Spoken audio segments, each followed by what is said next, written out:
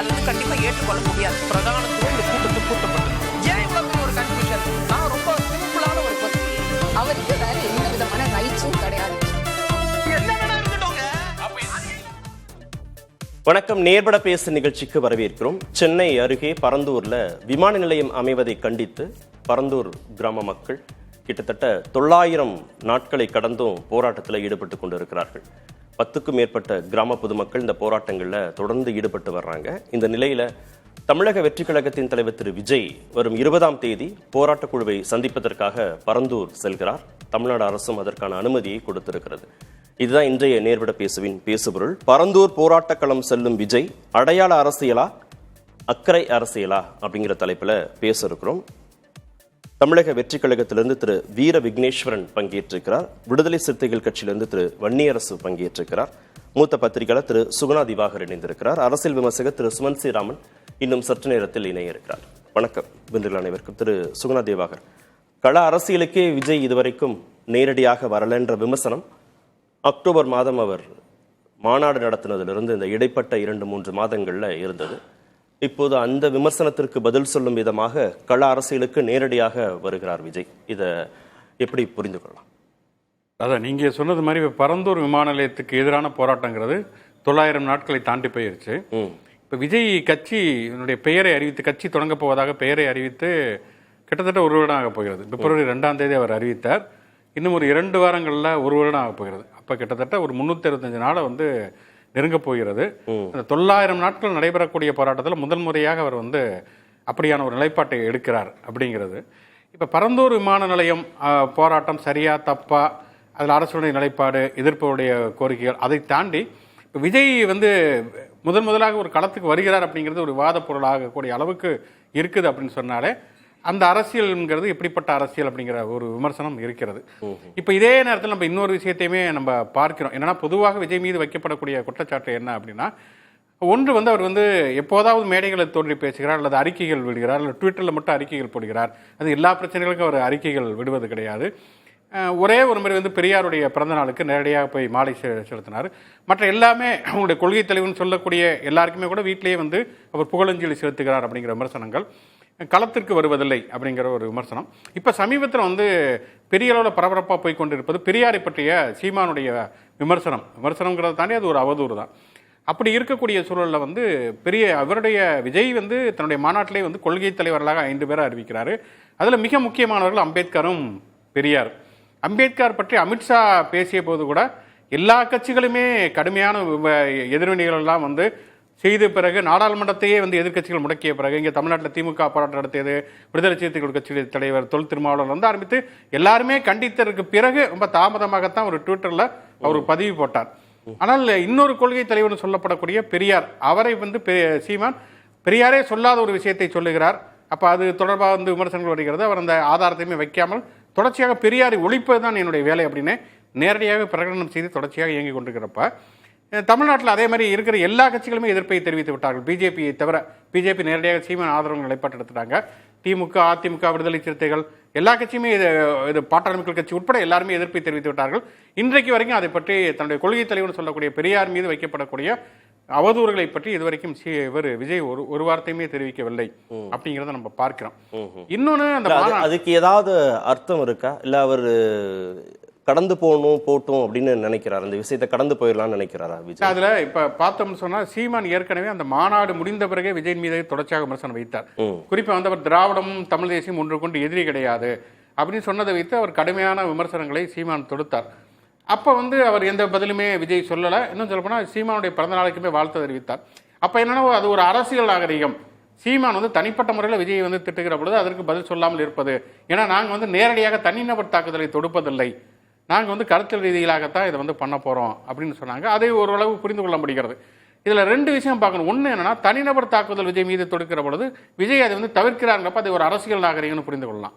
ஆனால் இங்கே நடப்பதுங்கிறது ஒரு தனிநபர் தாக்குதல் அல்ல, இது ஒரு கருத்தியல் ரீதியிலான தாக்குதல். உங்களுடைய கொள்கை தலைவரே பெரியார் அப்படின்னு சொல்றப்ப, பெரியாரை ஒழிப்பதுதான் என்னுடைய வேலை அப்படின்னு ஒருத்தர் தொடர்ச்சியாக செயல்பட்டு கொண்டிருக்கிறாருங்கிறப்ப, அதை பற்றி நீங்கள் மௌனம் சாதிப்பது அப்படிங்கிறத நான் எப்படி புரிந்து கொள்ள முடியும்? இன்னொன்று, கொள்கை எதிரின்னு சொல்றப்ப பிளவுவாத சக்திகள் அப்படின்ட்டீங்க பிளவுவாத சக்திகள்லாம் நீங்க சொல்லுகிற பொழுது மக்களை சாதியின் அடிப்படையில், மதத்தின் அடிப்படையில், மொழியின் அடிப்படையில் வந்து பிளவுபடுத்தக்கூடிய சக்திகள்ங்கிறப்ப பிஜேபியை மட்டுமல்ல நாம் தமிழர் கட்சியும் சேர்த்து தான் இன்றைக்கு பிளவுவாத சக்திகள்னு புரிந்து கொள்ள முடியும்.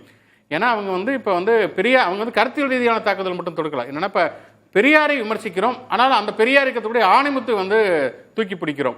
இப்போ ஆணைமுத்துங்கிறவர் ஒரு பெரியாரிஸ்ட்னு பார்க்கல, அவர் வந்து நாங்கள் பேசக்கூடிய மாதிரி தமிழ் பேசக்கூடிய ஒரு ஜாதியை சேர்ந்தவர், அதனால நாங்கள் ஆதரிக்கிறோம் அப்படிங்கிற நிலைப்பாடு இருக்கிறப்ப அது ஒரு பிளவுவாத சக்தியாக தான் நாம் தமிழர் கட்சியுமே இருக்கிறோம். அந்த விமர்சனத்தை நீங்க வைக்கிறீங்க? ஆமா, நான் வைக்கிறேன். அப்ப நீங்க பிளவுவாத சக்தின்னு சொல்லக்கூடிய பிஜேபி நேரடியாக சீமானுடைய ஆதரவு நிலைப்பாட்டை அவங்க எடுக்கிறாங்க. இன்னொன்னு, நாம் தமிழர் கட்சியுமே இன்றைக்கு ஒரு பிளவுவாத அரசியலை தான் அவர்கள் முன்னெடுக்கிறார்கள். கருத்தியல் ரீதியிலாக எனக்கு திராவிடத்தை எதிர்க்கிறோம், நாங்கள் தமிழ் தேசியத்தை முன்வைக்கிறோங்கிறத தாண்டி திராவிடத்தை பேசிய பெரியாரியத்தை பேசக்கூடிய ஆணைமுத்துவை நாங்கள் வந்து முன்னெடுப்போம், ஆனால் நாங்கள் வந்து பெரியாரியத்தை வந்து எதிர்ப்போம், பெரியாரை எதிர்ப்போம் அப்படிங்கிறப்ப அதுவே ஒரு பிளவுவாத அரசியல் தான். அப்ப இரண்டு பிளவுவாத சக்திகள் இங்கே இருக்கிற பொழுது நீங்க அரசியல் கொள்கை எதிரின்னு சொல்லக்கூடிய இந்த ரெண்டு பிளவுவாத சக்திகள் பற்றியுமே பேசாமல் விஜய் வந்து முற்றிலுமாக தவிர்த்து விட்டாருங்கிறது அது என்ன வகையான அரசியல் நிலைப்பாடு அப்படிங்கிற கேள்வி. பெரியார் விமர்சனம் குறித்து அவர் பேசாததற்கும் பரந்தூர் செல்வதற்கும் எதுவும் சம்பந்தம் இருக்குன்னு நீங்க நினைக்கிறீங்களா? இப்ப பரந்தூர் செல்வதுங்கிறதே முதல்ல வந்து பரந்தூர் போராட்டங்கிறது நம்ம பேசின மாதிரி 900 நாட்களாக நடைபெற்றக்கூடிய ஒரு நீண்ட போராட்டம். இந்த போராட்டத்துல வந்து பலரும் போய் விடுதலை சிறுத்தைகள் கட்சி தோழர் வன்னியரசு கூட போயிருக்காரு, கூட போயிருக்காரு, எல்லாருமே போயிட்டாங்க. வந்து அதாவது எதிர்கட்சிகள் சொல்லக்கூடிய திமுக கூட்டணி கட்சியில் இருக்கக்கூடிய கட்சிகள் எல்லாருமே போயிட்டாங்க. இவங்க தமிழக வெற்றி கழகத்தை சேர்ந்த உள்ளூர் நிர்வாகிகள் வந்து பரந்தூர் மாநிலத்தை எதிர்த்து போராடக்கூடிய மக்களை சந்தித்திருக்கிறார்கள் செய்தியை பார்த்தேன். இதுவுமே வந்து உடனடி ரியாக்ஷன் ஆகல. விஜய் வந்து சந்திக்கணும்னு சொன்னா அவர் கட்சியை ஆரம்பிச்சு கிட்டத்தட்ட 1 வருஷம் ஆக போகிறது. இப்பதான் 1 வருஷம் கழிச்சு தான் அவர் போய் பார்க்க போகிறாரு. அப்ப என்னன்னா வந்து தொடர்ச்சியாக விஜய் மீது ஒரு விமர்சனம் இருக்கு இல்லையா? விஜய் வந்து அவர் வந்து ஒர்க் ஃப்ரம் ஹோம் மாதிரி வந்து பாலிடிக்ஸ் ஃப்ரம் ஹோம் பண்ணி கொண்டே இருக்கிறார், நேரடியாக களத்துக்கு அவர் வருவதில்லை என்கிற குற்றச்சாட்டை எதிர்கொள்வதற்காகத்தான் இப்ப வந்து நேரடியாக போகிறார் அப்படிங்கிற ஒரு. ஆனா எப்ப போனாலும் ஏற்கனவே போராட்டம் நடந்து கொண்டிருக்கக்கூடிய சூழல அந்த போராட்டத்திற்கான முக்கியத்துவம் கூட தானே போகுது, அது ஆளும் அரசுக்கான நெருக்கடியா மாறதானே போகுது. விஜய் 1 வருஷம் கழிச்சு போறாருன்னே வச்சுக்கோ, ஆனாலும் அது அழுத்தத்தை கூடுதலா கொடுத்துறாதா, அரசுக்கு நெருக்கடியை கொடுத்துறாதா? இல்ல, அது வந்து வேற ஒரு களம். இப்ப வந்து விஜய் வந்து போய் அங்க போய் என்ன பேச போகிறார், மக்களிடம் என்ன பேச போகிறார்கள், அடுத்தடுத்து அந்த போராட்டத்தை எப்படி வந்து விஜய் முன்னெடுக்க போகிறார் அப்படிங்கறத பொறுத்து நம்ம அதை வந்து பேசலாம். வந்து அது அரசுக்கு அது நெருக்கடியாக மாறுகிறதா இல்லை என்பதை தாண்டி விஜய்க்கு இருக்கக்கூடிய நெருக்கடியை தவிர்ப்பதற்காக இங்கே போகிறாரா என்கிற கேள்வி. என்ன நெருக்கடி அவருக்கு? அதுதான் இந்த விமர்சனங்கள் வருது இல்லையா? விஜய் வந்து ஒர்க் ஃப்ரம் ஹோம் மாதிரி பாலிடிக்ஸ் ஃப்ரம் ஹோம் செய்து கொண்டே இருக்கிறார். அவர் வந்து மிக முக்கியமான பிரச்சனைகளுக்கு கருத்து தெரிவிப்பதில்லை, களத்திற்கு வருவதில்லை, கள அரசியலை தவிர்க்கிறார். இப்ப வெள்ளத்தில் பாதிக்கப்பட்ட மக்களுக்கு வந்து வீட்டுல கூப்பிட்டு அவர் நிவாரணம் செய்கிற பொழுது ஒரு விமர்சனம் வருகிறது. அப்ப இவங்களையுமே வீட்டுல கூப்பிட்டு ஆதரவு தெரிவிக்கலாமே, விமான நிலையத்துக்கு எதிராக போராடி கேட்டாங்க. 2 முறை அவங்க வந்து சந்திப்பதற்கு நேரம் கேட்டாங்க. ஆனா நீங்க ஏன் வர்றீங்க, நானே வர்றேன் களத்துக்கு அப்படின்னு விஜய் சொன்னதாகலாம் செய்திகள்ல பார்த்தேன். ஒருவேளை அவங்க கேட்டு அது மரியாதையாக இருக்காது, அவங்க அழைத்து பேசினா நாமே போராட்ட களத்திற்கு போகலாம்னு கூட திரு விஜய். ஒருவேளை இந்த விமர்சனம் வராமல் இருந்தால், இப்ப வெள்ளத்தால் பாதிக்கப்பட்ட மக்களுக்கு வீட்டுல கூப்பிட்டு நிவாரண உதவிகள் கொடுக்கறப்ப அப்போ யாருமே இந்த விமர்சனம் பண்ணாமல் கடந்திருந்தால் அது கூட நடந்திருக்கலாம். போராடக்கூடிய மக்களை வீட்டுல அழைச்சு கூட அவர் ஆதரவு கொடுத்திருக்கலாம். அப்ப அது ஒரு விமர்சனத்துக்கு உள்ளாக்குகிற பொழுதுதான் இப்ப வந்து இவர் நேரடியாக போகிறாராங்கிறது. இப்ப பரந்தூர் விமான நிலையம் அப்படிங்கிற பிரச்சனையை மட்டும்தான் வைத்துதான் இவர் வந்து போகிறாரா அப்படிங்கிறத தாண்டி இவருடைய அரசியல் இருப்பு என்பதை இன்னைக்கு காட்டிக்கொள்ள வேண்டிய ஒரு அவசியம் இருக்கிறது. தேர்தல் வரப்போகிறது, கூட்டணி அமைய போவதிலிருந்து ஆரம்பிச்சு மற்ற எல்லா கட்சிகளுமே ஆக்டிவா தான் இருக்கிறாங்க. அப்படி இருக்கக்கூடிய சூழல்ல தான் ஒரு ஆக்டிவாக இல்லாத விஜய் முதலாக களத்திற்கு போகிறார். இன்னொன்னு பார்த்தோம்னா, ஒருத்தர் முதலாக ஒரு கட்சியை ஆரம்பிக்கிறப்ப நம்ம வந்து ஒரு பில்டப் கொடுக்கலாம். முதலாக கட்சி ஆரம்பிக்கிறாரு, முதலாக மாநாடு தொடங்குகிறாரு, மாநாடு நடத்த போகிறாரு, முதலாக கொடியேறி. ஆனா இது எல்லா நகர்களுமே முதலே அதுதான் பண்ண போறாரு, இதுதான் பண்ண போறாங்கிற மாதிரியே இருக்கு. வந்து அதாவது கட்சியினுடைய பெயரை அறிவித்த பிறகு எந்த தேர்தலுமே போட்டியிடல. நடக்க போகக்கூடிய ஈரோடு இடைத்தேர்தல் வரைக்குமே, ஈரோடு கிழக்கு தொகுதி இடைத்தேர்தல் வரைக்குமே இவங்க போட்டியிடல. சரி, ஓகே, அதை கூட நம்ம புரிஞ்சுக்கலாம், சட்டமன்ற தேர்தலில் தான் குறி வைக்கிறாங்க. அதுக்கப்புறம் சில மாதங்கள் கழித்து தான் கட்சியினுடைய கொடியை வந்து அறிமுகப்படுத்துகிறார். அப்ப கட்சியினுடைய கொடியை அறிமுகப்படுத்தி அதற்கும் சில மாதங்கள் கழித்தான் ஒரு மாநாடு நடத்தி அந்த கட்சியினுடைய கொடியினுடைய நிறம் என்னங்கிறார். அதுக்கப்புறம் தொடர்ச்சியா வந்து மௌனத்துக்கு போயிறாரு. அதுக்கப்புறம் ஆனந்த விகடன் நடத்தக்கூடிய ஒரு ஃபங்க்ஷன்ல பேசுகிறாரு. அதுக்கப்புறம் மறுபடியும் மௌனம், அதுக்கப்புறம் சில ட்வீட்டுகள், அதுக்கப்புறம் மௌனம், அதுக்கப்புறம் இப்ப பரந்தூர் மாநிலம் போறாரு. இதுக்கப்புறமேல அவர் வந்து திருப்பி எப்ப ஆக்டிவ் ஆவாரு அப்படிங்கிறது யாருக்குமே தெரியாது. அப்ப என்னன்னா, ஒரு அரசியல் என்பது தொடர்ந்து நடைபெற்றுக் கொண்டே இருக்கணும். இப்ப எம்ஜிஆர் இப்ப ஒரு விஷயம் சொல்றாங்க, வந்து விஜய் வந்து மக்களை சந்திக்க போறப்ப நெருக்கடி வரும், நெரிசல் வரும், அதெல்லாம் யதார்த்தம் தான், உண்மைதான். ஆனா இதே மாதிரி தான் வந்து எம்ஜிஆராக இருக்கட்டும், விஜயகாந்தாக இருக்கட்டும், அவர்களும் ஒரு மாஸ் ஹீரோ, அவங்களும் அரசியல் பண்ணியிருக்கிறார்கள், மக்களை போய் சந்தித்திருக்கிறார்கள். எம்ஜிஆர் வந்து 10 ஆண்டு காலம் தொடர்ச்சியாக ஆட்சியில் இருந்தப்ப திமுக வந்து 13 ஆண்டு காலம் வந்து ஆட்சியிலே இல்ல. அந்த திமுக எப்படி உயிர்ப்போட இருந்ததுன்னா தொடர்ச்சியாக கலைஞர் செயல்பட்டு கொண்டே இருந்த ஆட்சி வருது இல்லை இருந்ததுனால. ஆமா, அப்போ ஒரு கட்சிங்கிறது வந்து நீங்க உயிர்ப்போட இருக்கணும்னா தொடர் நடவடிக்கைகள் ஈடுபட வேண்டும். அப்படி இல்லைன்னு சொன்னா அந்த கட்சி எப்படி உயிர்ப்போட இருக்கும் அப்படிங்கிறது அடிப்படையான ஒரு கேள்வி. திரு வீர விக்னேஷ், என்ன நோக்கம் பரந்தூருக்கு திரு விஜய் போவது, போராட்ட களத்திற்கு போய் மக்களுக்கு ஆதரவு கொடுப்பது அப்படிங்கறதுதான் பிரதான நோக்கம் அப்படின்னா, ஏன் ஒரு வருடம் கழித்து போறார்? கட்சி தொடங்கி கிட்டத்தட்ட ஒரு வருடம் கழித்து போறாரு. 900 நாட்களாக இந்த போராட்டம் நடந்துட்டு தானே இருக்கு அப்படின்னு கேட்குறாங்க. எங்க கட்சியோட ஃபர்ஸ்ட் செயற்குழு கூட்டத்திலே பரந்தூர் விமான நிலையத்தை மக்கள் போராட்டம் நடக்குது. மக்கள் ரீஹாபிலிட்டேஷன் பண்ண வேண்டியிருக்கும். பெரிய அளவில் நீர்நிலைகள் பாதிக்கப்படும். அதனால இந்த திட்டத்தை நிகழ்த்தி வைக்கணும்னு சொல்லி தீர்மானம் போட்டிருக்கோம். முதல் நாங்கள் இதுவரை செய்யவே இல்லை எந்த ஆக்டிவிட்டியும். இந்த சந்திப்பு தான் மக்களை சந்திக்கிறதா ஃபர்ஸ்ட்ங்கிறத நான் ஏற்கல. அதே போல மக்களின் உணர்வுக்கும் உரிமைக்குமான இயக்கம் தமிழக வெற்றி கழகம், கழக தலைவர் தளபதி அவர்கள்.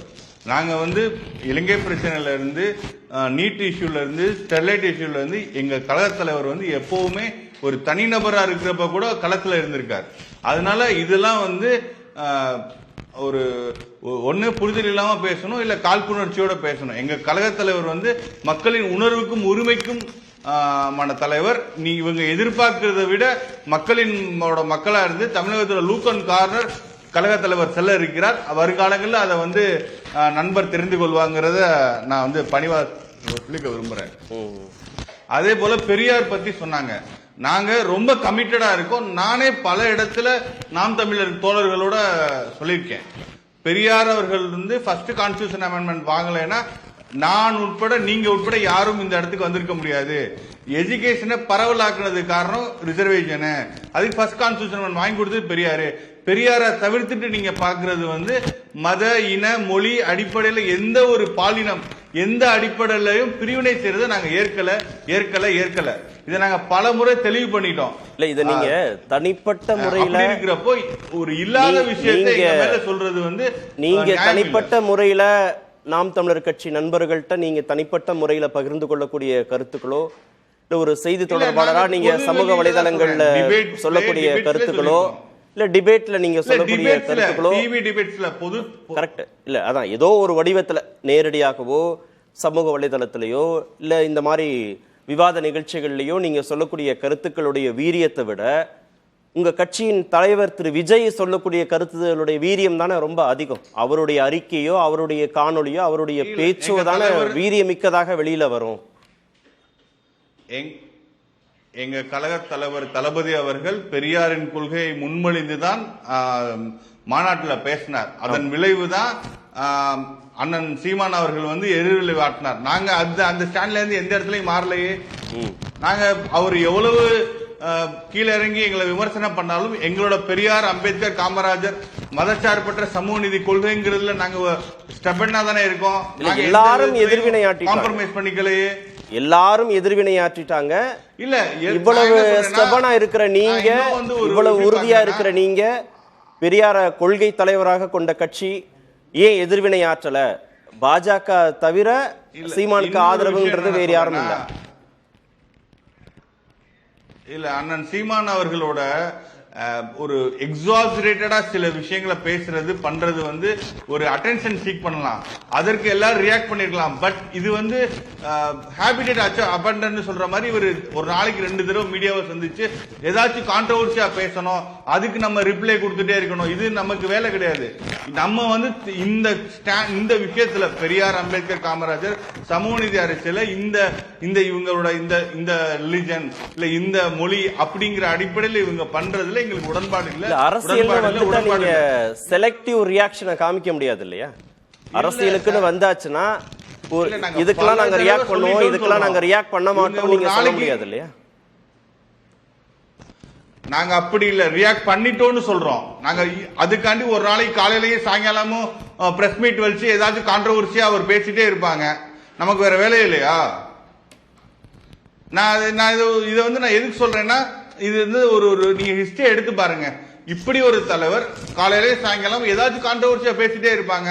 அதுக்கு ரிப்பீட் நம்ம ஒரு தடவை சொல்லிட்டோம், இந்த பெரியார் ஸ்டாண்ட்ல சமூக நீதி கொள்கையில மொழி அடிப்படையிலோ இல்ல வேற ஏதோ ஐடென்டிட்டி அடிப்படையிலோ பிரிவினை பண்றதை தமிழக வெற்றிக்கழகம் ஏற்கவில்லை. மாநாட்டில் எங்க கழக தலைவர் சொல்லிட்டார், நாங்க பலமுறை சொல்லிட்டோம்.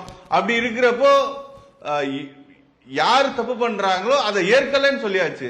அதுல எந்த விதத்திலையும் எங்களோட கட்சி கட்டமைப்புலையோ இல்ல எங்களோட செயல்பாடுகள்லயோ ஏதாச்சும் ஒரு பிரிவினை பார்க்க முடியுமா, சொல்ல முடியுமா? இவங்க வந்து லாங்குவேஜ் வைஸ் பிரிக்கிறாங்க பண்றாங்க அப்படின்னு சொல்ல முடியுமா?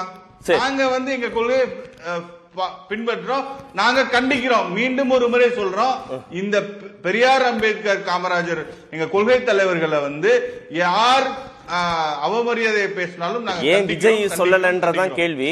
ஏன் விஜய் சொல்லலன்றதான் வீர விக்னேஷ் சொல்லலாம், ஜெகதீஸ்வரன் சொல்லலாம், லயோலா மணி சொல்லலாம், இல்ல உங்க கட்சியின் பொதுச் செயலாளர் ஆனந்த் சொல்லலாம், இல்ல ஜான் ஆரோக்கியசாமி கூட சொல்லலாம். அது பிரச்சனை இல்ல, அவங்க சொல்லிக்கலாம். கட்சியின் தலைவர் சொல்றாரா ரியாக்ட் பண்றாரான்றதான் முக்கியம்.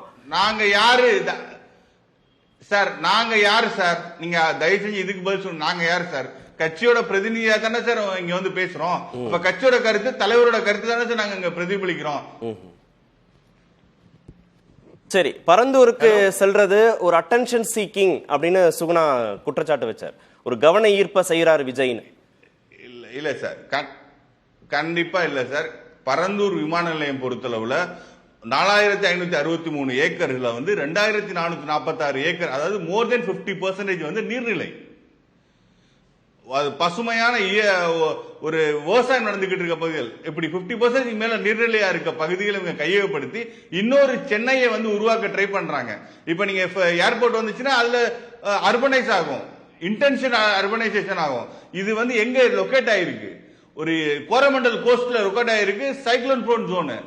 இன்னொரு சென்னைய அதுல வந்து கம்பன் கால்வான்னு ஒரு 43 கிலோமீட்டர் போற கால்வா இருக்கு. நீங்க நீர்நிலையை காலி பண்ணிட்டு அந்த கால்வாயும் காலி பண்ணிட்டா மழை பெஞ்சா எங்க இன்னொரு சைக்ளோன் வந்துச்சுன்னா மழை பெஞ்சிச்சுன்னா 800 மில்லிமீட்டர் பெய்யுது அந்த பகுதியில் மழை. அந்த தண்ணி எங்க போகும்? என்விரான்மெண்டல் இம்பாக்ட் அசஸ்மெண்ட் எடுத்திருந்தாங்கன்னா இந்த திட்டத்துக்கு பெர்மிஷன் கொடுக்க முடியாது. 2011 இதே சுற்றுச்சூழல் பாதிப்பு, environmental impact assessment, social impact assessment, இதே சுற்றுச்சூழல் பாதிப்பை முன்னிலைப்படுத்தி டங்ஸ்டன் துறைமுகத்தை எதிர்த்தும் மக்கள் போராட்டம் நடத்தினாங்க. அங்க விஜய் நேரடியாக போகல. அதே மாதிரி மழை வெள்ளத்தால விவசாயிகள் பாதிக்கப்பட்ட போது கூட அவர் நேரடியாக போய் பாதிப்பெல்லாம் பார்க்கல. அப்ப இதுல ஒரு செலக்டிவ்னஸ் இருக்கான்னு கேக்குறாங்க. விஜயோட முடிவுல செலக்டிவ்னஸ் இருக்கா? டங்ஷன் இல்ல ஒரு இது இல்ல. நாங்க டங்ஷன் விஷயத்துக்கு நாங்க ஆல்ரெடி அறிக்கை விட்டுருக்கோம். எங்க கழக தலைவர் வருங்கால உறுதியா மேலூர், அரிட்டாப்பட்டி, வெள்ளாளப்பட்டி, செட்டியார்பட்டி அந்த பகுதியில் இருக்கிற 5000 ஏக்கர் கையகப்படுத்துற விஷயத்தை நாங்க கண்டிச்சிருக்கோம். கழக தலைவர் வருவார். நாங்க அதுல உறுதியா இருக்கோம். ஒரு 5000 ஏக்கருங்கிறது ஒரு கான்ஸ்டிட்யூன்சியே காணாம போற அளவுக்கு துரங்கம் சொல்றது ஒருபோதும் தமிழக வெற்றிக்கழகம் ஏற்காது. இது ஃபர்ஸ்ட் ஸ்டெப். பரந்தூருங்கிற ஃபர்ஸ்ட் ஸ்டெப். வருங்காலங்களில் தமிழக மக்களின் உணர்வுக்கும் உரிமைக்கும் எதிரான எந்த செயல் திட்டத்தையும் தமிழக வெற்றிக்கழகம் ஏற்காது. கழக தலைவர் தளபதி ஏற்க மாட்டார். அதை நாங்க உறுதியா தெரிவிச்சுக்கிறோம். இல்ல அதனால அங்கேயும் போராட்டம் நடத்தினாங்க மக்கள், அங்கேயும் பேரணி போனாங்க மக்கள். அங்க போராட்டம் நடத்தின மக்களை போய் அரசியல் கட்சி தலைவர்கள் நேரடியாக பார்த்தாங்க. அங்கெல்லாம் போகலே, விஜய் போகலே, இங்க பரந்தூருக்கு மட்டும் ஏன் போறாரு அப்படின்னு ஒரு கேள்வி வரும் இல்லையா? இல்ல, நான் என்ன சொல்றேன்னா, நாங்க செல்ல இருக்கிறோம். எங்களோட உணர்வு, எங்களோட ஒரு ஆழமா எங்களை வந்து பாதிச்சிருக்கு அந்த டங்ஷன். இப்ப பரந்தூர் விஷயம் வந்து எப்படி என்விரான்மெண்டல் சோசியல் இம்பாக்ட் இருக்கோ அதே போல இது வந்து சோசியல் ஹெரிட்டேஜ் சைட். இந்த ஹெரிட்டேஜ் சைட்ஸ் வந்து இப்ப ஜெயின் குகை இருக்கு, ஒரு 2000 ஆண்டுகள் பழமையான சின்னங்கள் இருக்கிற பகுதியை கண்டிப்பா பாதுகாக்கணுங்கிறது நாங்க உறுதியா இருக்கோம். வருங்காலங்களில் கழக தலைவர் செல்வார். சரி சுமந்த், கள அரசியலுக்குள்ள தீவிரமா களமாடணும் அப்படின்றது விஜயுடைய இந்த பரந்தூர் விசிட் மூலமா ஒரு தொடக்க புள்ளியா மாறப்போதா? அடுத்தடுத்து அவர் பல்வேறு இடங்களுக்கு மக்களை நேரடியாக சென்று சந்திக்கிறது அப்படிங்கிறதுக்கான தொடக்க புள்ளியா இருக்குமா இது? ஃபர்ஸ்ட் ஒரு விஷயம், இவர் நேரடியாக போய் செல்வது அப்படிங்கிறது வரவேற்கத்தக்கது. ஏன்னா சென்ற முறை திரு சுகுணா திவாகர் சொன்னது போல அந்த வெள்ள நிவாரணம் வந்து அங்க பாதிக்கப்பட்ட மக்களை வீட்டுக்கு கூப்பிட்டாரு. ஸோ அந்த மாதிரி போராட்டம் செய்யற ஒரு குழு வந்து வீட்டுக்கு கூப்பிட்டு பேச்சுவார்த்தை நடத்துறதை விட இவர் நேரடியாக சென்று அவர்களை சந்திப்பது நிச்சயமா வந்து ஒரு வரவேற்கத்தக்க, ஒரு அரசியல் தலைவராக உருவாக நினைக்கக்கூடிய ஒரு நபருக்கு வரவேற்கத்தக்கது. ரெண்டாவது, இந்த அப்போசிஷன் நீங்க வந்து 2 விஷயம். இப்ப அவர் என்ன, இந்த பரந்தூர் விமான நிலைய திட்டத்தை கைவிட வேண்டும் என்பதுதான் இறுதி நிலைப்பாடா அப்படிங்கிறது அவர் தெளிவுபடுத்தணும். ஆமா, அப்படிதான் தீர்மானம் போட்டிருக்காங்க. இல்ல அப்போ அப்படின்னா இப்போ சகோதரர் வந்து சொன்னாரு, கொரமாண்டல் கோஸ்ட்லயே இருக்கு ஏர்போர்ட், 70 கிலோமீட்டர் உள்ள இருக்கு கோஸ்ட்ல இருந்து. இப்ப நம்ம இருக்கிற ஏர்போர்ட் வந்து 10 கிலோமீட்டருக்கு உள்ள இருக்கு கோஸ்ட்லுக்கு. சோ நம்ம எங்கேயாவது ஒரு இடத்துல யாரோ சொன்னதை வைத்துக்கொண்டு நம்ம உடனடியாக ஒரு முடிவுக்கு வருவதுங்கிறது சரியாக இருக்காது. சோ 2 விஷயம், feasibility ஸ்டடி செய்யாமல் எந்த ஒரு திட்டமும் அரசாங்கம், அது மத்திய அரசாக இருக்கட்டும் மாநில அரசாக இருக்கட்டும், அவர்கள் இந்த திட்டம், இவ்வளவு பெரிய திட்டம், பல ஆயிரம் கோடி செலவாகக்கூடிய ஒரு திட்டத்தை அது வந்து மழை பெஞ்சாக்க ஃபுல்லா மூழ்கிடுமா அப்படிங்கிற அளவிற்கு feasibility ஸ்டடி பண்ணாம தொடங்குவார்கள் அப்படிங்கிற எதிர்பார்ப்பே வந்து தவறு. ஒரு விஷயம் மட்டும் நான் ஒத்துக்கிறேன், விஜயோட புரிதல் தப்புன்றீங்களா? இல்ல விஜயோட புரிதல் தப்புன்றீங்களா? இல்லைங்க, நான் விஜயோடைய புரிதல்னா, விஜய் வந்து feasibility ரிப்போர்ட்டை படிச்சாரான்னு எனக்கு தெரியாது. நான் சொல்றது வந்து அவருடைய அட்வைசர், அவர் கூட ஒரு நிமிஷம் சார், நான் முடிச்சிடறேன் சார். நீங்க கொரமாண்டல் கோஸ்ட்லயே இருக்குது அப்படின்னு நீங்க 70 கிலோமீட்டர் உள்ள இருக்கு, எப்படி சைக்ளோன் அங்க வரும்? நீங்க யோசிச்சு சொல்லுங்க. வெள்ளம் வருதுன்னா ஓகே, வெள்ளம் வருது இல்லைங்க, விண்ட் ஸ்பீடு எப்படிங்க அவ்வளவு அதிகமா இருக்கும்? இப்ப நம்ம ஏர்போர்ட் 10 கிலோமீட்டர் கூட இல்லைங்களே கோஸ்ட்ல இருந்து. நம்ம ஏர்போர்ட்ல இருந்து மீனம்பாக்கத்துல இருந்து கடல் வந்து எவ்வளவு கிலோமீட்டர் இருக்கு, பரந்தூர்ல இருந்து கடல் எவ்வளவு கிலோமீட்டர் இருக்கு? நீங்க தயவு செய்து கொஞ்சம் கணக்கு போட்டு பாருங்க. பரந்தூர்ல இருந்து எப்படி கணக்கு போட்டாலும் கடல் வருது பல கிலோமீட்டர் இருக்குங்க. இல்ல ஒண்ணு. ரெண்டாவது கார்த்திகேயன், இந்த ஒன்று இது வந்து திரு விஜய் அவர்கள் அங்கு சென்று ஒருவேளை நியாயமான இழப்பீடு கொடுக்கப்பட வேண்டும், மேபி மாற்று நிலம் வழங்கப்பட வேண்டும், அரசு வேலை கொடுக்கப்பட வேண்டும் ஒவ்வொரு குடும்பத்திலும், இது போன்ற கோரிக்கைகளை வைத்து இதற்கு ஒரு ஆக்ஷன் பிளான் அரசாங்கம் வெளியிட வேண்டும். டைம் பவுண்ட், இந்த தேதிக்குள்ள இதை நிறைவேற்ற வேண்டும் அப்படின்னு அவர் கேட்டார்னா அது ஒரு கன்ஸ்ட்ரக்டிவாக அவர் போய் அங்கு அந்த மக்களை சந்தித்து அவர்களுக்கு பெனிஃபிட் ஆற மாதிரி அது இருக்கும். இல்ல கைவிடணும்ன்றதான பிரதான கோரிக்கை, விமான நிலையத்தை கைவிடணும்ன்றதான அவருடைய பிரதான கோரிக்கை. இல்ல கார்த்திகேயன், கைவிட வேண்டும் என்றால் அதற்கு உங்களுக்கு ஆதாரங்கள் வலுவாக இருக்க வேண்டும். இது வந்து திடீர்னு காலையில ஒரு யாரோ ஒருத்தர் எழுந்து பரந்தூர்ல வச்சுக்கலாங்க அப்படின்னு எடுத்தப்பட்ட முடிவு அல்ல. திருப்போரூர், பன்னூர், பரந்தூர், இன்னும் ஒரு இடம், 4 இடத்துல வந்து அவங்க ஷார்ட் லிஸ்ட் பண்ணி அந்த ஷார்ட் லிஸ்ட்ல இருந்து இங்க இருக்கிற பிளஸ் பாயிண்ட், இங்க இருக்கிற மைனஸ் பாயிண்ட், இதுல இருக்கிற ரிஸ்க் எல்லாத்தையும் ஒரு குழு ஆராய்ஞ்சு கிட்டத்தட்ட 5 வருஷம் ஆயிருக்குங்க.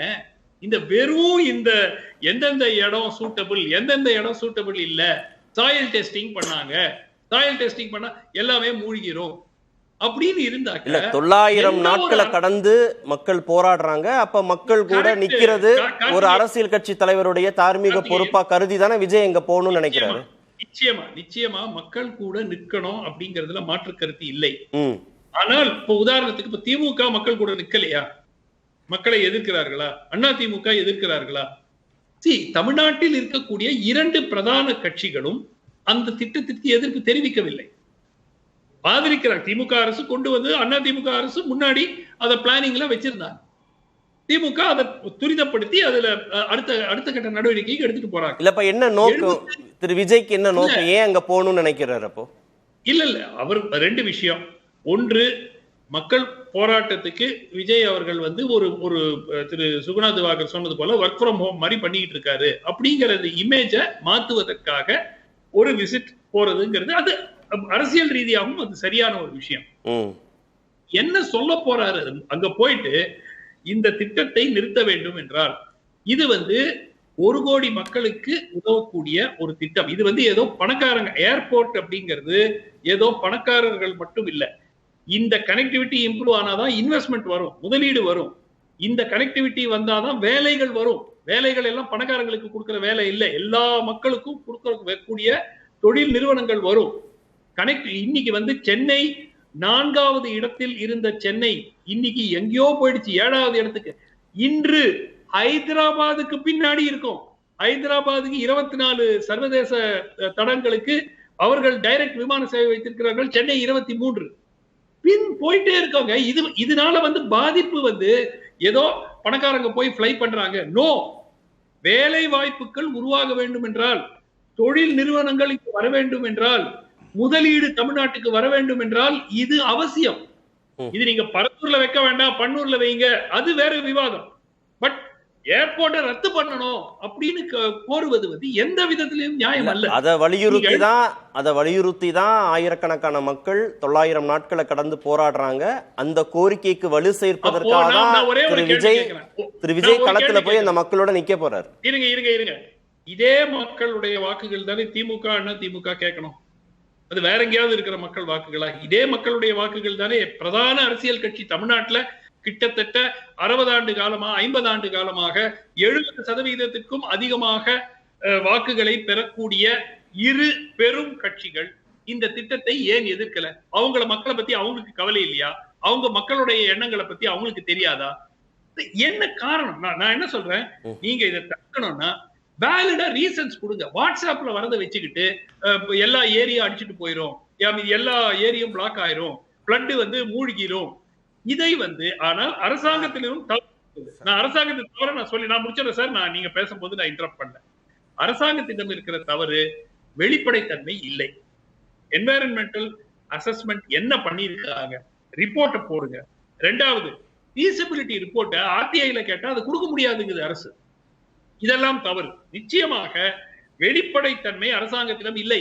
அதனாலதான் இந்த வாட்ஸ்அப்ல வர்றது எல்லாத்தையும் இல்ல இந்த சில குழுக்கள் வந்து இதை தடுக்கணும் அப்படிங்கிற குழுக்கள் வந்து அந்த செய்தி கொடுக்கிறது. ஒரு அரசியல் கட்சி தலைவராக திரு விஜய் அந்த முடிவு எடுக்க மாட்டார்ல. அவர் வாட்ஸ்அப்ல வர செய்திகளையும் தகவல்களையும் ஊர்ஜிதப்படுத்தாம ஏற்றுக்கொண்டு நாளைக்கு போராட்டத்துல இருக்கக்கூடிய மக்களோடு போய் அவர் களத்துல நிக்க மாட்டார் இல்லையா? ஒரு நிமிஷம்.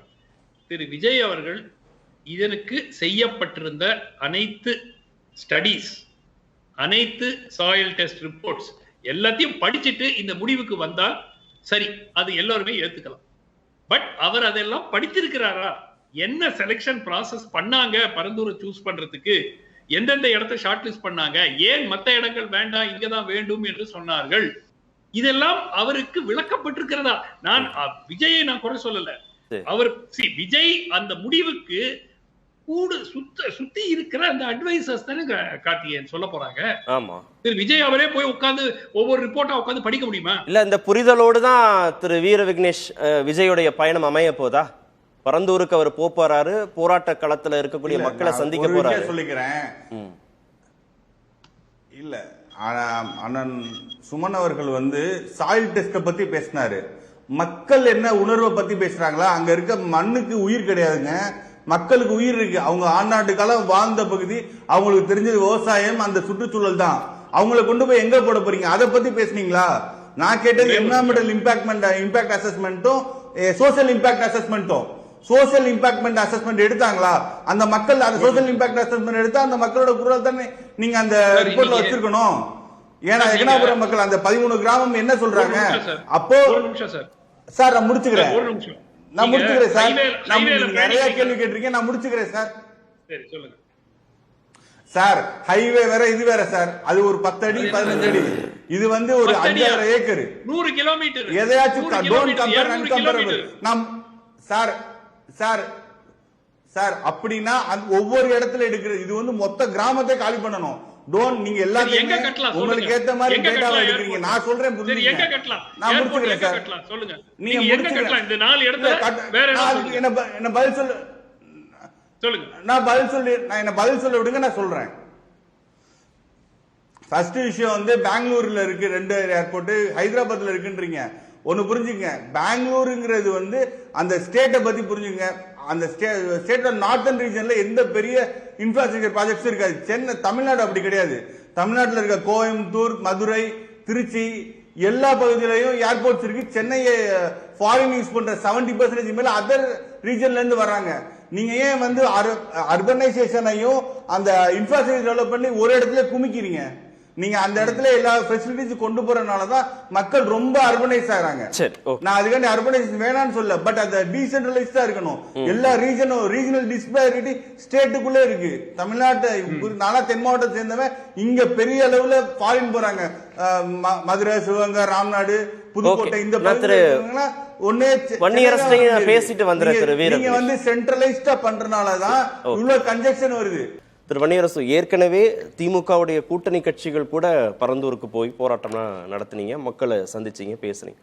இப்போ அதே போராட்ட களத்தில் இருக்கக்கூடிய மக்களை சந்திப்பதற்காக தான் திரு விஜயும் போறார். இப்போ திரு வீர விக்னேஷ் பேசுறதை வச்சு பார்க்கும்போது ஏற்கனவே நீங்க வலியுறுத்தின அந்த கருத்துக்களை தான் அவங்க தமிழக வெற்றி கழகமும் பேசுறாங்கன்னா மக்களுக்கு இன்னும் அவங்களுக்கு வலு சேர்ப்பதற்காக திரு விஜயோடைய பயணம் இருக்குன்னு பார்க்கலாமா? ஆமாம், அதாவது பரந்தூர் விமான நிலையம் அங்கே கூடாது அப்படிங்கிறது அந்த மக்களுடைய கோரிக்கை. மொத்தம் அங்கே வந்து 20 ஊர்கள்லேருந்து இந்த போராட்டத்தை வந்து கொஞ்சம் நாங்கள் அந்த ஊருக்கு வந்து எங்களுடைய தலைவர் எழுச்சி தமிழர் அவர்களும் அங்கே போய் அந்த மக்களை சந்தித்து அந்த போராட்டத்தில் பங்கெடுத்தார். அதுக்கடுத்து நானும் அங்கே போய் போராட்டத்தில் பங்கெடுத்து தலைவரோடையும் போய் பங்கெடுத்தோம். அப்போ அங்கே போய் மக்களை பார்க்கும் பொழுது அங்கே வந்து கிராமங்கள், அதாவது கிராமங்களே அப்புறப்படுத்தப்படுறாங்க. வெறும் வந்து ஏரிகள் வந்து 13 ஏரிகள் போகுது அப்படிங்கிறது இல்லை, நீர்நிலைகள் போகுது. அதை தாண்டி காலங்காலமாக வசித்த சொந்த ஊரில் இருக்கிற மக்கள் வந்து அகதியாக இன்னொரு இடத்துக்கு போகிறதுக்கான ஒரு ஆபத்து இருக்குது. இது வந்து சொந்த மண்ணின் மைந்தர்களே நீங்கள் வந்து வெளியேற்றுவது அப்படிங்கிறது ரொம்ப ஆபத்தானது அப்படிங்கிறத. அதனால் இங்கே நீங்கள் வந்து விமான நிலையம் கூடாது, பரந்தூர் விமான நிலையம் அங்கே வேணான்னு சொல்கிறாங்க. அதனால் வேணாம், நம்ம வந்து மக்களுடைய பிரதிநிதிகளாக விடுதலை சிறுத்தைகள் அதை வந்து தொடர்ச்சி அந்த போராட்ட களத்தில் நீங்கள் சொன்னது போல் 900 நாட்களுக்கு மேலே வந்து அவங்க வந்து இந்த போராட்ட களத்திலே நிற்கிறாங்க. அதனால் வந்து அந்த போராட்ட களத்தில் விடுதலை சிறுத்தைகளும் இருக்கிறோம். நாங்கள் அந்த போராட்டத்தை வந்து நாங்கள் வந்து ஆதரிக்கிறோம். தமிழ்நாடு அரசுக்கும் சொல்கிறோம், அவங்க நோட்டீஸ் கொடுத்துருக்குறாங்க, ஊரை வீடை காலி பண்ணுங்கன்னு சொல்லி நீர்நிலைகள் எடுக்கிறோம் அப்படிங்கிறத சொல்லியிருக்காங்க. மொத்தம் வந்து 5746 ஏக்கர் வந்து நாங்கள் எடுக்க போகிறோம். டோட்டலாக வந்து அவங்க வந்து 445 ஏக்கர்னு சொல்கிறாங்க. ஆனால் குறிப்பாக வந்து இது எடுக்கணுங்கிறதுல ரொம்ப ஆர்வமாக இருக்கிறாங்க. மக்கள் கூடாதுன்னு சொன்னால் நாங்களும் முதலமைச்சர்கிட்ட வலியுறுத்திருக்கிறோம். அந்த போராட்ட களத்திலையும் ஈடுபட்டுருக்கோம். இன்னொன்று என்னென்னா, இந்த வளர்ச்சி அப்படிங்கிற பேரில் வந்து ஒன்றிய அரசு வந்து இதை வந்து நீங்கள் வந்து முன்னெடுக்கிறது, இந்தியா முழுக்க வந்து அவங்க வந்து விமான நிலையங்களை விரிவு பண்ணுறது இல்லைன்னா இன்னொரு இடத்துக்கு நகர்த்துறதுங்கிறது அதானிக்காக அவங்க வந்து உருவாக்குறாங்க அப்படிங்கிறது நாங்கள் தொடர்ச்சியாக சொல்கிறோம். இந்த விமான நிலையமே வந்து நீங்கள் வந்து சென்னைக்கும் அதுக்கு எவ்வளோ தூரம் இருக்குது, அங்கே வந்து நீங்கள் வந்து வைக்கிறீங்க, அந்த இடத்துல வந்து யாருக்காக கொண்டு வரீங்க அப்படிங்கிறத நம்ம வந்து தொடர்ச்சியாக பேசுகிறோம். விமான நிலையம் வேணுன்றதான தமிழக அரசு நிலைப்பாடும் கூட இல்லை, அதுதான் அது தவறுன்னு சொல்கிறோம் நாங்கள். விமான நிலையம் வந்து கடந்த அரசு வந்து அதை வந்து ஒப்புதல் கொடுத்தது, இந்த அரசு வந்து அதை வந்து நிலங்களை எடுத்து கொடுக்கறதுக்கான ஒரு இடமா இருக்குது. ஒரு அரசுக்கு வந்து இன்னும் அதானிக்கு வந்து நிலத்தை எடுத்து கொடுக்குற ரியல் எஸ்டேட் வேலை செய்யக்கூடாதுங்கிறது எங்களுடைய நிலைப்பாடு. அது வந்து மக்களை பாதிக்கும் அப்படிங்கிறது எந்த மாற்று. அதே கருத்தை திரு விஜய் வலியுறுத்தும் போது இன்னும் அந்த இதை நான் சொல்கிறேன். இப்போ வந்து மரியாதைக்குரிய சுமந்த் அவர்கள் சொன்னார், இது பெரிய வேலை வாய்ப்பு வரப்போகுது, அது வந்து பெரிய வாய்ப்பு இருக்குது அப்படின்னு. மக்களை நீங்கள் வந்து அகதியாக மாற்றிட்டு என்னத்தை நீங்கள் வேலை வாய்ப்பு கொடுக்க போகிறீங்க? எதுக்கு நீங்கள் வந்து வேலை வாய்ப்பு? மக்களே இங்கே அகதியாக இருக்க போகிறாங்க, ஏரிகள் போச்சு, காலங்காலமாக வசித்த வீடுகள் இருக்குது, எல்லாமே போய்கிட்டு இருக்குது. அப்போ அதை வந்து நீங்கள் வந்து வேலை வாய்ப்பு அப்படிங்கிற பேரில் வந்து நீங்கள் மக்களை அப்புறப்படுத்துறது எப்படி சரியாக இருக்கும்? யாரோ நீங்கள் வந்து வேலை வாய்ப்பு யாருக்கு தர்றீங்க? நீங்கள் திருச்சியில் இருக்கிற விமான நிலையத்துக்கு, மதுரையில் இருக்கிற விமான நிலையத்துக்கு, சென்னையில் இருக்கிற விமான நிலையத்துக்கு கணக்கு போட்டு பாருங்கள், எல்லாம் சர்வே எடுங்க. எவ்வளோ நார்த் இந்தியன்ஸ் இருக்கிறாங்க, எவ்வளோ இங்கே சொந்த மண்ணின் மைந்தர்கள் எவ்வளோ இருக்கிறாங்கன்னு நீங்கள் கணக்கு போட்டு பாருங்கள். யார் வேலை வாய்ப்பு அங்கே இருக்குதா இல்லையா? சும்மா வேலை வாய்ப்பை வச்சுக்கிட்டு நீங்கள் வந்து வளர்ச்சிங்கிற பேரில் வந்து அங்கே இருக்கிற மக்களை நீங்கள் வந்து அந்நியப்படுத்துறது, அவங்கள அகதியாக மாற்றுறது அப்படிங்கிறது முதல்ல ஏற்றுக்கொள்ள முடியாது. இந்த கருத்தை வந்து வன்மையாக கண்டிக்கக்கூடியது. இது வந்து சும்மா சாதாரணமாக வந்து வளர்ச்சிங்கிற பேரில் எடுத்துகிட்டு போகிறது இல்லைங்க. இது வந்து முழுக்க ஆபத்தானது. சூழலியல் அரசியல் தொடர்பாக வந்து இன்றைக்கி வந்து விடுதலை சிறுத்தைகள் மிகுந்த தெளிவோடு இருக்கிறோம். டங்ஸ்டன்னா முதல்ல நம்ம வந்து நின்று அந்த போராட்டத்தை நிற்கணும்.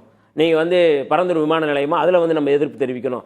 எங்கே வந்து நீங்கள் வந்து இந்த மாதிரியா வந்து யாருக்கு எடுத்து கொடுக்குறாங்க? மக்களுக்கு என்ன அதில் பயன்? ஒன்றுமே இல்லையே. நீங்கள் இருக்கிற எங்கள் நிலத்தை வந்து விவசாயம் காலகாலமாக நீங்கள் வந்து எங்களுக்கு வந்து நெல்லையும் வயலையும் உருவாக்கின அந்த நெல்லை அந்த விவசாய நிலத்தை வந்து நீங்கள் வந்து வேற யாருக்கும் எடுத்து கொடுக்குறதுக்கு எப்படி நாங்கள் ஒத்துக்க 1 கோடி மக்கள் பயன்பெறுவார்கள் இல்லை எப்படி என்ன அதில் என்ன இருக்குது என்ன நீங்கள் வந்து இப்படி தான் நெய்வேலி நிலக்கரி நிறுவனத்தை எடுக்கும்போது சொன்னாங்க. இன்னைக்கு என்ன நிலவரம்? அங்கே எவ்வளோ பேர் இருக்கிறாங்க, எவ்வளோ மக்கள் இருக்கிறாங்க, எவ்வளவு இங்கே தமிழ்நாட்டை சேர்ந்தவர்கள், சொந்த நிலத்தை கொடுத்தவர்கள் எவ்வளோ பேர் இருக்கிறாங்கன்னு கணக்கு சொல்ல முடியுமா? சொந்த நிலத்தை அப்படியே கொடுத்துட்டு போனாங்க. நாங்கள் உங்களுக்கு வேலைவாய்ப்பு உறுதிப்படுத்துகிறோம்னு சொல்லி சொன்னாங்க. அவங்களுக்கெல்லாம் வேலைவாய்ப்பு உறுதிப்படுத்திட்டாங்களா ஒன்றிய அரசு? முழுக்க பாஜக ஒன்றிய அரசு இந்த மாதிரி மக்களை வந்து மக்களுடைய நிலத்தை கொள்ளையடித்து அதில் வந்து வயிறு பிழைக்கிற வேலையில தான் பண்ணுறாங்க. அதற்கு வந்து விஜயோடைய பரந்தூர் பயணம் இப்ப யாருக்கு நெருக்கடி? திமுக அரசுக்கு நெருக்கடியா பாஜக? இல்ல, அதாவது 2 அரசுகளுமே இது ஒத்துழைப்பு தர்றாங்க. அப்ப 2 பேருமே இதை வந்து நிறுத்தணும் அப்படிங்கிறது எங்களுடைய கருத்து. நாங்க அதுல எந்த விதத்துல நாங்க வந்து காம்ப்ரமைஸ் ஆகல. விஜய் அவர்கள் இன்னைக்கு வந்து மரியாதைக்குரிய சுகுணா தேவார் அவர் சொன்னது போல எலைட் அரசியலிருந்து இப்போ ஃப்ளைட் அரசியலுக்கு போறாரு, பரந்தூர் ஃப்ளைட்டுக்கு போறாரு. அது ஒரு கவன ஈர்ப்பு அரசியல் அப்படிங்கிறதுல வந்து அவர் வந்து சொல்றதுல எந்த மாற்று கருத்து எல்லாம் நீங்க வெறுமனே வந்து இதை கடந்து போயிட முடியாது. கொள்கை தலைவர்னு சொல்லி தந்தை பெரியாரை சொல்லிட்டு தந்தை பெரியாரினுடைய அந்த அடையாளத்தை பிம்பத்தை அவருடைய அரசியலை மிக மோசமாக அடித்து உடைக்கும் போது நீங்கள் வந்து நாங்கள் எல்லாத்துக்கும் பதில் சொல்ல முடியாது அப்படின்னு சொல்கிறது அப்படிங்கிறதுக்குல அது வந்து சீமானுடைய உரையாடலை விட மோசமானது. இல்லை, மாநாட்டில் பிரகடனப்படுத்திட்டோம் நாங்கள். அதுதாங்க, அதனால தான் நாங்கள் அக்கறையோட ஒவ்வொரு நாளைக்கு நாங்கள் பதில் இல்லை, அதனால தான் நான் அக்கறையோட சொல்கிறோம். அதனால தான் அந்த உரிமையோட பேசுகிறோம். இல்லை, எதிர்நிலையிலேருந்து நாங்கள் பேசலை. நீங்கள் வந்து இவ்வளவு மோசமாக வந்து நீங்கள் வந்து நான் கொள்கை தலைவர்னு ஒருத்தர் சொல்கிறாரு அப்படின்னா அந்த கொள்கை தலைவரை வந்து முதல்ல வந்து அவருடைய அரசியல் பிம்பத்தை உடைக்கிறாங்க. அது ரொம்ப அது ஆர்எஸ்எஸ்க்கு பாஜகவுக்கு சங் பரிவார கும்பலுக்கு ஆதரவான நிலைப்பாடு. அந்த ஆதரவான நிலைப்பாடை நீங்கள் வந்து விஜய் எடுக்கிறாரு அப்படிங்கும்போது எப்படி வந்து மக்கள் நம்புவாங்க? சரி, திரு சுகுணதேவர், தந்தை பெரியாரை விமர்சித்த திரு சீமான் குறித்து எந்த கருத்தும் திரு விஜய் சொல்லலை அப்படின்றதுனாலே பாஜகவுக்கு ஆதரவு, ஆர்எஸ்எஸ்க்கு ஆதரவுன்னு திரு வன்னியரசு வைத்த விமர்சனம் அவருக்கு பொருத்தமானது தானே? அப்படி ஏற்றுக்கொள்ள முடியுமா நம்மளால? அது அப்படி நேரடியாக வச்சாரான்னு எனக்கு தெரியல. அப்படி மௌனம் காப்பது என்பது ஒரு வகையில் வந்து இப்போ பிஜேபிக்கும் ஆர்எஸ்எஸ்க்கும் ஆதரவாக போய் முடியும் அப்படிங்கிறது. என்னன்னா, ஒரு கட்சியை பொறுத்த வரைக்கும் 3 விஷயம் ரொம்ப அடிப்படை. ஒன்று கொள்கை, இன்னொன்று பொலிட்டிக்கல் ஸ்டாண்டு, 3வது வந்து ஃபீல்டு ஒர்க் அப்படிங்கிறது. ஃபீல்டு ஒர்க்குங்கிறது தான் இப்போ சுத்தமாக இல்லை அப்படிங்கிறத தொடர்ச்சியாக முன்வைக்கப்படக்கூடிய விமர்சனம். இப்போ பொலிட்டிக்கல் ஸ்டாண்ட் இப்போ அவர் வீர விக்னேஸ்வரன் என்ன சொல்கிறாருன்னா, இப்போ டங்ஸ்டன் பிரச்சனை பற்றி நீங்கள் கேட்குறப்ப நாங்கள் போவோம் அதுக்கப்புறம் போய் சந்திப்பாருங்கிறார். அது இவங்க என்னன்னா வந்து ஒரு இஷ்யூ வந்து விஜய்க்காக காத்து கொண்டு இருக்க வேண்டும் அப்படிங்கிற ஒரு மனநிலையில் இருக்காங்க. வந்து ஒரு இஷ்யூ இப்போ பரந்தூர் விமான நிலைய போராட்டம் வந்து 900 நாள் நடந்துகிட்டு இருக்கு. அதனால் இடையில போய் இவர் ஜாயின் பண்ணுறாரு, ஆதரவு தெரிவிக்கிறாங்கிறது வேற. ஆனால் எல்லா பிரச்சனையும் இப்படி இல்லை. இப்போ ஒரு உதாரணத்துக்கு இப்போ அண்ணா பல்கலைக்கழகத்தில் மாணவி பாலியல் வன்முறை எடுத்துக்கோங்க. வந்து ஏடிஎம்கேலேருந்து பிஜேபிலேருந்து எல்லாருமே ஒரு போராட்டம் நடத்திருக்காங்க. அது சரியா தப்பா கவனம் ஈர்க்கிறதுக்காக பண்ணாங்களா அப்படிங்கிறதான் வேற விஷயம். பட் ஏதோ ஒரு பொலிட்டிக்கல் ஸ்டாண்டுங்கிறது ஒரு கட்சி வந்து உடனடியாக எடுக்கப்பட வேண்டியது மிக மிக முக்கியமான ஒரு விஷயம். அதுவும் இன்னைக்கு இருக்கக்கூடிய நவீன தொழில்நுட்ப யுகத்துல நீங்க வந்து ஒரு ட்விட்டர் இருக்குது. இன்னைக்கு நீங்க வந்து ஒரு பத்திரிகைக்கு தான் அறிக்கை கொடுக்கணும், ட்விட்டர்ல நீங்க ஒரு ட்வீட் போடலாம், எல்லாத்தையும் போய் சென்றடையும் அப்படிங்கிறது உண்மைதான். ஆனால் அதே நேரத்தில் ஒரு போராட்டத்தை அப்படி நீங்க ட்விட்டர்லேயே பண்ணிட முடியாது. பொலிட்டிக்கல் ஆக்டிவிட்டி நீங்க ட்விட்டர்ல சோசியல் மீடியால பண்ணிட முடியாது. அதுக்கு நீங்க ஃபீல்டு ஒர்க் தான் போகணும். பொலிட்டிக்கல் ஸ்டாண்ட் என்னங்கிறத தெரிவிக்கணும். இப்போ கொள்கை அப்படிங்கிறது நீங்க தான் வெளிப்படையாக சொன்னீங்க. கொள்கை தலைவர் பெரியார் அம்பேத்கர், வேற யாருமே அதை பத்தி பேசல அப்படிங்கிறப்ப இப்ப பெரியார் அம்பேத்கர் நீங்க சொன்னீங்கன்னா, இப்ப பெரியார் நீங்க எடுத்துக்கிட்டீங்கன்னா, பெரியார் வந்து கடைசி பேருரைங்கிறது டிசம்பர் 19, 1973 டி நகர்ல பேசுறாரு. 24 இறந்து போயிறாரு. சாகிறதுக்கு 4 நாளைக்கு முன்னாடி ஒரு கூட்டத்தில் பேசிட்டு இறக்குறாரு. அம்பேத்கர் தொடர்ச்சியாக இயங்கிட்டே இருக்கிறார். அவர் வந்து கார்ல் மார்க்ஸுக்கு அடுத்து நூலகத்தில் அதிகம் படித்தவராகவும் செயல்பட்டவராகவும் எழுதி கொண்டிருந்தவராகவும் போராட்டங்கள் நடத்தி கொண்டிருந்தவராகவும் இருந்தவர் அவர். அப்படி இருக்கக்கூடிய சூழல் நீங்கள் கொள்கை தலைவர்னு சொல்றப்ப சீமான் டெய்லி பிரஸ் ஒரு வகையில் பார்த்தீங்கன்னா இன்னைக்கு பிரஸ் மீட் டெய்லி கொடுத்துக்கிட்டு ஒரு பொலிட்டிக்கல் ஆக்டிவிட்டி. அவர் கவனத்துக்கு ஈர்க்கிறதுக்காக அவர் அதை செஞ்சாலுமே கூட அப்படியாவது கவனத்தை ஈர்க்கிறார் இல்லையா? நீங்க அதை பண்ணவே இல்லை. நீங்க கவர்னரை சந்திக்க வர்றாரு. முதல்ல கவர்னரை சந்திக்க வர்றதுங்கிறதுலே ஒரு கேள்வி இருக்கிறது வந்து. ஏன்னா அந்த மற்ற இஷ்யூக்கு அவர் போனா பரவாயில்ல. அண்ணா பல்கலைக்கழகத்தினுடைய வேந்தரே கவர்னர் தான். கவர்னர் மேலேயே நிறைய குற்றச்சாட்டுகள் இருக்குதுங்கிறப்ப, விமர்சனங்கள் இருக்குங்கிறப்ப அதை அட்ரஸே பண்ணாம ஆளுநரை போய் சந்திச்சு ஒரு மனு கொடுக்குறாரு. சரி, ஓகே. சந்திச்சுட்டு எப்ப யாருமே வந்து ஒரு ஆளுநரை சந்திக்கிறார், இல்லை முதலமைச்சர் கொண்டு போய் ஒரு மனு கொடுத்தாங்கன்னா பத்திரிகையாளரை சந்திச்சு என்ன மனு கொடுத்துருக்கோம், என்ன பேசுங்கிறது சொல்லுவதுங்கிறது ஒரு மரபு. பத்திரிகையாளையே சந்திக்காம டாடா காட்டிட்டு கார்ல கிளம்பி போயிடுறாரு. அதே மாதிரி வந்து சீமான் பிரஸ் மீட் டெய்லி கொடுக்குறாருன்னா சீமான் வந்து யாரை பத்தி கொடுக்கிறார் வந்து இவருடைய கொள்கை தலைவராக என்ன அறிவிக்கக்கூடிய அதுக்கு பதில் சொல்லி இருந்திருக்கணும்ன்றீங்க அவர். கண்டிப்பா சொல்லணும். பெரியாருங்கிறவர் வந்து ஒழிக்கணும், பிம்பத்தை ஒழிக்கணும். பெரியார் சொல்லாத ஒன்றை சொல்லுகிறாருங்கிறப்ப எல்லாருமே அதை வந்து பேசுறாங்கல்ல. அப்ப நீங்க அதை பத்தி பேசவே இல்லாம கடந்து போறீங்க அப்படிங்கிற அதை எப்படி நீங்க ஒரு அரசியல் நடவடிக்கை வீர விக்னேஷ், இப்ப இதே மாதிரியான ஒரு ஆக்டிவ் பாலிடிக்ஸ்குள்ள விஜய் இல்லாத ஒரு சூழல்ல ஒரு குறிப்பிட்ட இடைவெளிக்குள்ளாக அவருடைய அரசியல் செயல்பாடுகள் இருக்கிற போது அது மக்கள்கிட்ட எடுபடுமா அந்த அரசியல்? இல்ல, நீங்க குறிப்பா நான் வந்து அவங்க சொல்லிக்கிட்ட விஷயத்த நான் கன்ஸ்ட்ரக்டிவா தான் எடுத்துக்கிறேன். அவங்களோட விமர்சனத்தை வந்து நான் வந்து ஒரு நெகட்டிவா எடுத்துக்கல, கன்ஸ்ட்ரக்டிவா. பாலிடிக்ஸ்ங்கிறது எங்க கழக தலைவர் என்ன சொன்னாருன்னா, ஃபர்ஸ்ட் அறிக்கையிலே வந்து நாங்க வந்து ஃபுல் டைம் பாலிடிக்ஸா எல்லாத்தையும் குவிட் பண்ணிட்டு ஃபுல் டைம் பாலிடிக்ஸ் தான் சொன்னாங்க. அதனால எங்களோட அந்த ஆழம் அகலம் தெரிஞ்சுதான் எங்க கழக தலைவர் செய்யறாங்க. நீங்க எதிர்பார்க்கிறத விட அயராது உழைக்க காத்து கொண்டிருக்கிற வருங்காலங்கள்ல மக்களுக்காக மக்களோட மக்களா இருந்து கழக தலைவர் செயல்படுவார். உங்களோட விமர்சனத்தை நான் பாசிட்டிவா ஏத்துக்கிறோம். அதே போல இந்த பெரியார் பத்தி பேசினாங்க, நான் பல முறை சொல்லியிருக்கேன், எங்க கழக தலைவரும் சொல்லியிருக்கார், நானாட்டில் சொல்லியிருக்கேன். அது போக நாங்க ஒவ்வொரு களத்திலையும், அது சோசியல் மீடியாவா இருக்கட்டும், டிபேட்டா இருக்கட்டும், இல்ல களங்கள்லயா இருக்கட்டும், எந்த இடத்துலயுமே வந்து நாங்க நாம் தமிழர் தோழர்களுக்கு பதில் சொல்லாம இருந்தது கிடையாது. நீங்க இல்லைங்கிறது வந்து உண்மைக்கு புறமானது. நானே பல ஆதாரம் தர முடியும் என்கிட்ட இருந்தே தோழர்களுக்கு. நானே பல இடத்துல விளக்கியிருக்கேன் ஏன் பெரியார் முக்கியம். இல்ல, எல்லா கட்சியில இருந்தும் செய்தி தொடர்பாளர்கள் வராங்க. தமிழ்நாட்டை பார்த்தா இல்ல திரு வீர விக்னேஷ், எல்லா கட்சியில இருந்தும் செய்தி தொடர்பாளர்கள் வராங்க. இல்ல கரெக்ட், எல்லா செய்தி தொடர்பாளர்கள் யூடியூப்ல பேசுறாங்க, பல்வேறு விவாத நிகழ்ச்சிகள்ல பேசுறாங்க, கட்சியின் தலைமை அறிவுறுத்தல் பேர்ல தான் பேசுறாங்க. ஆனா ஏன் திருமாவளவன் பேசணும், ஏன் ஸ்டாலின் பேசணும், ஏன் சீமான் பேசணும், ஏன் விஜய் பேசணும், ஏன் எடப்பாடி பழனிசாமி பேசணும்னு அப்படின்னு இருக்கு. ஏன் அந்த எதிர்பார்ப்பு இருக்கு? அதுதான் அதிகாரப்பூர்வமான கருத்து, அதுதான் உச்சபட்ச கருத்து, அந்த தலைமையின் கருத்து. அதுதான் செய்தி தொடர்பாளர்கள் பேசிட்டாங்கன்றத வந்து நீங்க கட்சியின் தலைமையின் கருத்தை எடுத்துக்க முடியாது இல்லையா? இப்ப விஜய் வந்து ஒரு ட்வீட் இது தொடர்பாக நாங்க ஒண்ணுமே பண்ணலன்னு சொன்னீங்களா சார்? அதுக்கு நான் பதில் சொல்றேன். நாங்க மௌனம் காக்கிறோம் சொன்னீங்களா சார்? அது உண்மை இல்லைன்னு சொல்ல வரேன்.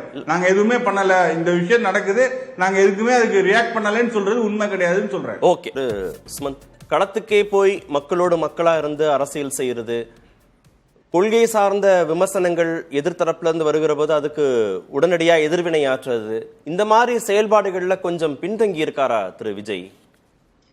இல்ல, இன்னும் கொஞ்சம் ஆக்டிவாக நிச்சயமாக இருக்கலாம். அதாவது களத்துக்கு போய் மக்களை சந்திக்கிறது, ஒரு அரசியல் கட்சி தலைவர் அப்படிங்கறதுடைய டெபினிஷனே இந்தியாவை பொறுத்த வரைக்கும் களத்தில் சென்று மக்களை எந்த ஒரு பிரச்சனை இருக்கும் போதும் போய் சந்திப்பதுதான்.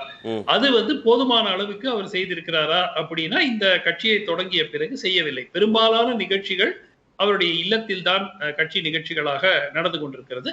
அது வந்து ஒரு சீரியஸ் பாலிட்டிஷியனுக்கு அது வந்து பர்செப்ஷன்ல நிச்சயமா அது மக்களுக்கு ஒரு நம்பிக்கை கொடுக்காது. இரண்டாவது, இந்த பர்டிகுலர் விமான நிலையத்துக்கு செல்லும் விஷயத்தை பொறுத்த வரைக்கும் அவர் தன்னுடைய நிலைப்பாடை மறுபரிசீலனை செய்ய வேண்டும். அதாவது அவருக்கு என்னெல்லாம் வந்து இன்ஃபர்மேஷன், அரசாங்கத்துக்கும் குறை சொல்லணும். ஏன்னா அரசாங்கம் வெளிப்படைத்தன்மையே இல்ல.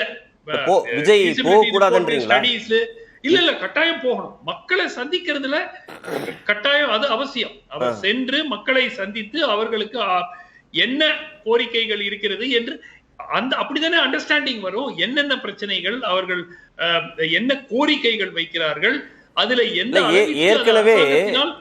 ஏற்கனவே அவங்க ஒரு 26 தீர்மானம் போட்டாங்க இல்லையா? அதுல 8வது தீர்மானமே என்னமோ அவங்க பரந்தூர் வேண்டாம், விமான நிலையம் வேண்டாம் தீர்மானமே போட்டாச்சு. கார்த்திகேயன், ஒரு நெகோசியேஷன் என்று வரும்போது இரு தரப்பும் ஒரு தங்களுடைய நிலைப்பாட்டில் உறுதியாக இருப்பார்கள். ஆனால் ஒரு சுமூகமான முடிவு வர வேண்டும் என்றால் இவர்கள் சில விஷயங்களில் விட்டுக் கொடுக்க வேண்டும், அவர்கள் சில விஷயங்களில் விட்டுக் கொடுத்தால் தான் ஒரு சுமூகமான முடிவு எடுக்கப்பட முடியும். இப்போ ஒருவேளை திரு விஜய் அவர்கள் போய் பேசிக்கொண்டு சந்தித்து வருகிறார், பரந்தூர் கைவிடப்பட வேண்டும் என்று கூறுகிறார்னு வச்சுக்கோங்க. இதனால் என்ன நடக்கக்கூடும்? மக்களுக்கு நாளை ஒரு நியாயமான கிடைக்கக்கூடிய அந்த காம்பன்சேஷனோ அந்த வேலை வாய்ப்போ, ஒரு சிம்பிள் எக்ஸாம்பிள் சொல்றேன். பெங்களூர் விமான நிலையத்தில் மட்டும் நான் இன்டைரக்ட் எம்ப்ளாய்மெண்ட், அதாவது வட்டாரத்தில் இருக்கிற ஹோட்டல் கீட்டல் அதெல்லாம் நான் சொல்லவே இல்லை. பெங்களூர் விமான நிலையத்தில் மட்டும் இந்த ஆண்டு இறுதிக்குள் இப்பொழுது 25,000 நபர்கள் பணியாற்றுகிறார்கள். இந்த ஆண்டு இறுதிக்குள் 38,000 நபர்கள் பணியாற்றுவார்கள். அவர்கள், நான் என்ன சொல்றேன்னா, அங்கு பணியாற்றக்கூடிய மக்களில் இவர்களுக்கு முன்னுரிமை கொடுக்க வேண்டும். நியாயமான கோரிக்கை. சரி, சுத்து வட்டாரத்தில் வழங்கப்படும் வேலை வாய்ப்புகள் இவர்களுக்கு முன்னுரிமை கொடுக்கப்பட வேண்டும். விமான நிலையமே வேண்டான்னு சொல்லாதீங்கன்றீங்க. காம்பன்சேஷன் 3 மடங்கு அதிகரிக்கப்பட வேண்டும். நியாயமான கோரிக்கை.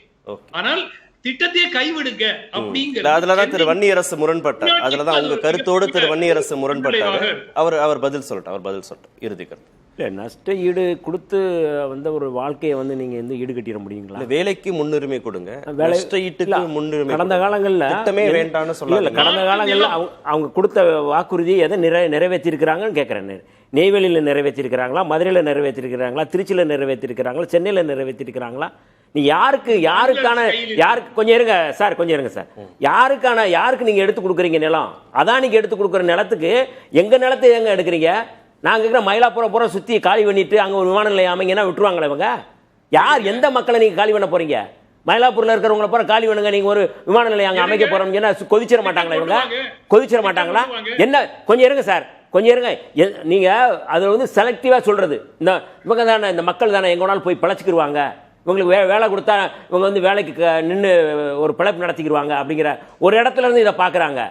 அந்த மாதிரி பார்க்கக்கூடாது அப்படிங்கிறத எங்களுடைய விடுதலை சிறுத்தைகள் எப்படி பார்க்குறோம் அப்படின்னா, நீங்கள் வளர்ச்சிங்கிற பேரில் எங்கள் நிலத்தை எடுக்காதீங்க, வளர்ச்சிங்கிற பேரில் எங்கள் ஊரை காலி பண்ணாதீங்க, வளர்ச்சிங்கிற பேரில் நீர்நிலைகளை எடுக்காதீங்க.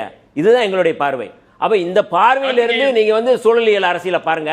நீங்க ஒரு அரசியல பேசுறதுக்கு நீங்க அதானிக்கு ஆதரவா ஒரு அரசியல் பேசுங்க, அது உங்களுடைய உரிமைங்க, அது நான் தலையிடல.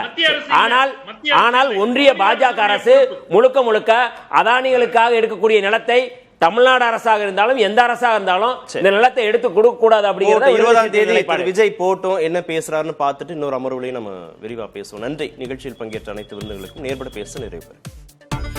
அது வந்து கண்டிப்பா ஏற்றுக்கொள்ள முடியாது. பிரதான